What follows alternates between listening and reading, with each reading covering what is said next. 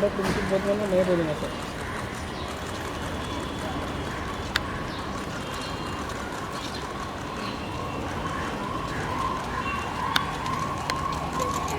आ जाओ, बहुत इंतजार कर रहा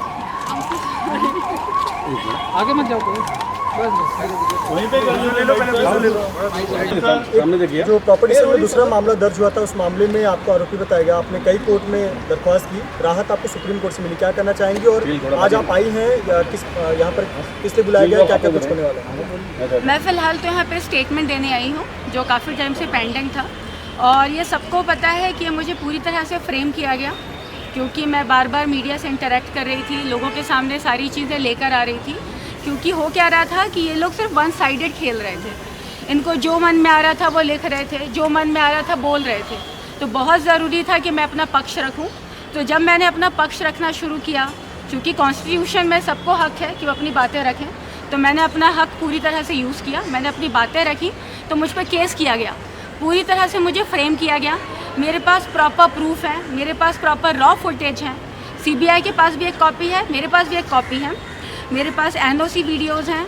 जिस लड़की ने मुझ पे केस किया है उसने 4 अलग अलग डायरेक्टर्स पे केस किया है। मजाक चल रहा है कि वो एक शूट पे जाती वहाँ भी फोर्स हो रहा है, सेकंड पे जा रही वहाँ भी उसके साथ फोर्स हो रहा है। पता नहीं किस टाइप का मजाक चल रहा है। सबको पता है कि गलत केस था। आप मेरी FIR कॉपी भी देखोगे, वहाँ भी पता चलता है कि गलत केस है। इसके बावजूद केस को बढ़ाया गया, बट फाइनली मैं बहुत थैंकफुल हूँ सुप्रीम कोर्ट की कि उन्होंने मुझे रिलीफ दिया है। अभी मैं इंटरिम बेल पर हूँ और बहुत जल्दी मुझे एंटीसिपेटरी बेल मिल जाए, मैं यही उम्मीद करती हूँ। इस मामले में राज कुंद्रा अभी 3 दिनों पहले जेल से बाहर आए। जब वो जेल गए थे तब आपने उनका सपोर्ट किया था कि जो मूवी है उसको इरोटिका बताया था। अभी किस तरह से आपका बयान होगा? वो जेल से बाहर आए हैं जमानत पर 64 दिनों बाद। देखो, अभी मैं राज कुंद्रा पे कोई कमेंट पास नहीं करना चाहूँगी, लेकिन मैं ये ज़रूर कहूँगी कि जो भी फिल्में हम लोगों ने बनाई हैं सारी फिल्में एरोटिक हैं, बोल्ड हैं। कोई भी फिल्म पॉर्न की कैटेगरी में नहीं आती है। किसी भी फिल्म में ऐसी कोई भी एक्टिविटी नहीं हुई है जिसे आप पॉर्न कह सकें। और अपार्ट ऑफ ऑल दिस, अभी तक डिजिटल में सेंसर नहीं है। अगर आपके घर में डोर नहीं है, दरवाज़ा नहीं है, तो कोई परमिशन लेके नहीं आएगा। सो जहाँ पे किसी चीज़ की परमिशन की ही ज़रूरत नहीं है, उस पर एक बिना मतलब का केस बना दिया जाता है। बाद में लड़कियों को ज़बरदस्ती ब्लैकमेल करके कि अगर आप केस नहीं करोगे तो आपको भी एक्यूज़ बना दिया जाएगा। सो बेटर आप विक्टिम बन जाओ, उन्हें फोर्स करके केस करवा दिया जाता है। सो ये सारी तरह से गंदगी फैलाई जा रही है। और मैं अभी भी यही कहूँगी कि पहले भी मैं यही कह रही थी कि फिल्में एरोटिक हैं, बोल्ड हैं। कोई भी फिल्म पॉर्न की कैटेगरी में आती ही नहीं है। उन्हें बार बार पॉर्न कह देना, गलत तरीके से चीज़ों को फ्रेम कर देने से चीज़ें नहीं बन जाती जो आप कहते हो।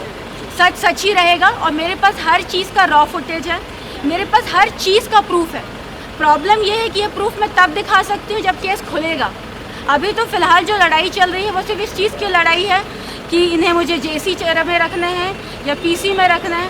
पहले ये सॉर्ट आउट हो जाए, फिर जब मेरा केस खोलेगा तब ऑटोमेटिकली सबके सामने सच आ जाएगा कि किस तरीके से मुझे फ्रेम किया गया, किस तरीके से मुझे फंसाया गया।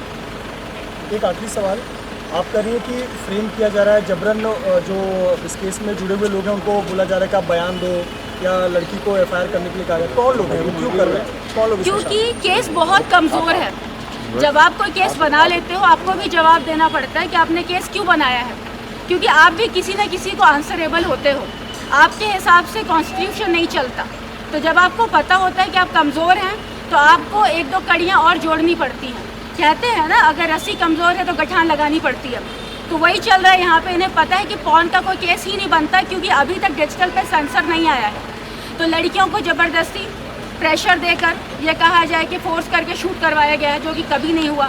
और मैं एक और बात कहना चाहूँगी, जो लड़कियाँ ये अभी केस करके बहुत खुश है ना कि हमने केस तो कर दिया, हमारी जीत हो गई, मैं बाकायदा जहाँ तक मैं लड़ सकूँगी मैं वहाँ तक लड़ूंगी। जितनी बार मुझे लड़ना पड़ेगा मैं उतनी बार लड़ूंगी और मैं हर बार सच सामने लेकर आऊँगी। और इन सारी लड़कियों पे मैं डेफेमेशन केस भी डालूंगी, क्रॉस FIR भी डालूंगी। और जब इनके प्रूफ में सामने लेकर आऊँगी तो उन्हें पता चलेगा कि गलत केस करने का नतीजा क्या होता है। मैं लड़की होकर मुझ पर 376D लगा दिया। इमेजिन करो अगर मेरी जगह कोई लड़का होता, उसकी ज़िंदगी निकल जाती है प्रूफ करने में कि उसने किसी का रेप नहीं किया है।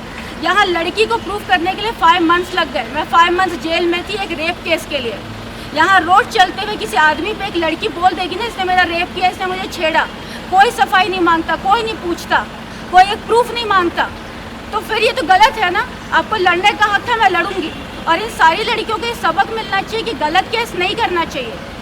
आप अगर सच है तो सच के लिए लड़ो। और एक बात कही जाती है, सच ही हमेशा जीतता है, तो मैं ही जीतूंगी। सचिन वजीर इसको शुरुआत में केस में देख रहे थे, उनको लेकर भी कोई आपके मन में सवाल है? क्योंकि इस बार जिस तरह से उनका नाम बाद में आया वसूली केस में और अभी मर्डर केस में भी आरोपी हैं, तो कहीं ना कहीं संदेह पैदा होता है कि इनका मकसद क्या था उनका कहीं ये दर्ज करने का केस। देखो, उसका कोई रिलेशन नहीं है ये। हमारे केस से उसका कोई लेना देना नहीं है। Thank you.